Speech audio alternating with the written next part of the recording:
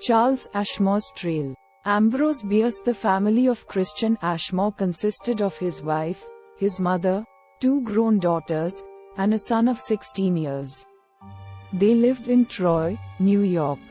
Were well-to-do, respectable persons, and had many friends, some of whom, reading these lines, will doubtless learn for the first time the extraordinary fate of the young man.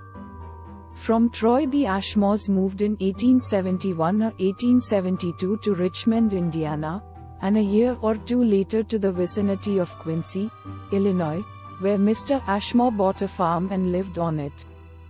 At some little distance from the farmhouse was a spring with a constant flow of clear, cold water, whence the family derived its supply for domestic use at all seasons. On the evening of the 9th of November in 1878, at about 9 o'clock, young Charles Ashmore left the family circle about the hearth, took a tin bucket and started toward the spring. As he did not return, the family became uneasy, and going to the door by which he had left the house, his father called without receiving an answer. He then lighted a lantern and with the eldest daughter, Martha, who insisted on accompanying him, went in search. A light snow had fallen, obliterating the path, but making the young man's trail conspicuous. Each footprint was plainly defined.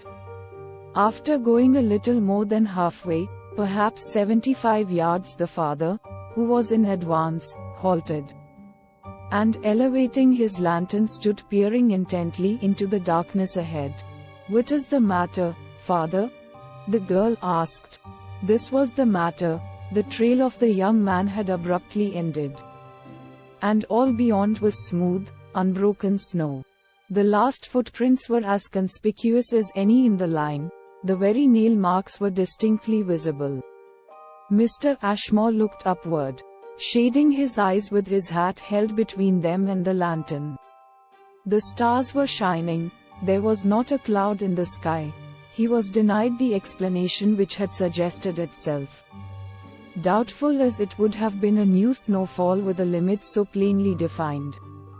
Taking a wide circuit round the ultimate tracks, so as to leave them undisturbed for further examination, the man proceeded to the spring, the girl following, weak and terrified.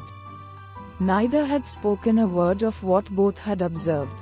The spring was covered with ice, hours old. Returning to the house, they noted the appearance of the snow on both sides of the trail its entire length. No tracks led away from it. The morning light showed nothing more. Smooth, spotless, unbroken, the shallow snow lay everywhere. 4 days later, the grief-stricken mother herself went to the spring for water. She came back and related that in passing the spot where the footprints had ended, she had heard the voice of her son and had been eagerly calling to him, wandering about the place. As she had fancied the voice to be now in one direction, now in another, until she was exhausted with fatigue and emotion. Questioned as to what the voice had said, she was unable to tell. Yet averred that the words were perfectly distinct. In a moment the entire family was at the place, but nothing was heard. And the voice was believed to be an hallucination caused by the mother's great anxiety and her disordered nerves. But for months afterward, at irregular intervals of a few days, the voice was heard by the several members of the family, and by others. All declared it unmistakably the voice of Charles Ashmore. All agreed that it seemed to come from a great distance, faintly, yet with entire distinctness of articulation, yet none could determine its direction, nor repeat its words. The intervals of silence grew longer and longer, the voice fainter and farther. And by midsummer it was heard no more. If anybody knows the fate of Charles Ashmore, it is probably his mother. She is dead.